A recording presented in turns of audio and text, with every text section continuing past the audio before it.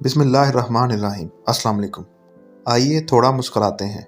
3 दोस्तों ने जिनकी शादी नहीं हो रही थी, मुल्क के बादशाह से दरख्वास्त पेश की कि इनकी शादी करवा दी जाए। बादशाह ने तीनों को बुला लिया और कहा कि मैं तुम्हारी शादी करवा देता हूँ, लेकिन एक शर्त होगी।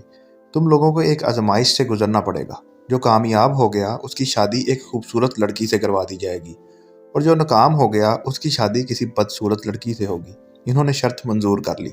इन्हें एक तारीख कमरे में इकट्ठा रखा गया जहां मुकम्मल अंधेरा था, और बताया गया कि यहाँ 1 माह तक रहना है। यहाँ सब कुछ खाना पीना सोना जागना होगा, और कमरे में जगह जगह पापड़ रखे गए हैं। इनसे बचना है कि पाँव के नीचे ना आ जाएं।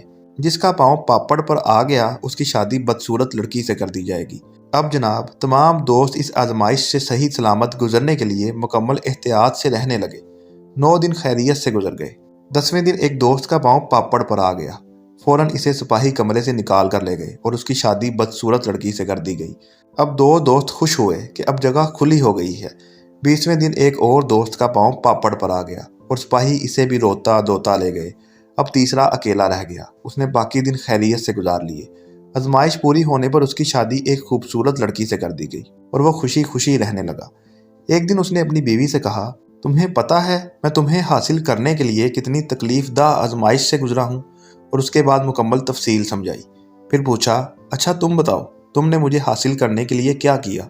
बीवी ने ठंडी सांस भरी और कहा, हम भी 3 सहेलियां एक कमरे में बंद थी। फिर एक दिन मेरा पाँव पापड़ पर आ गया।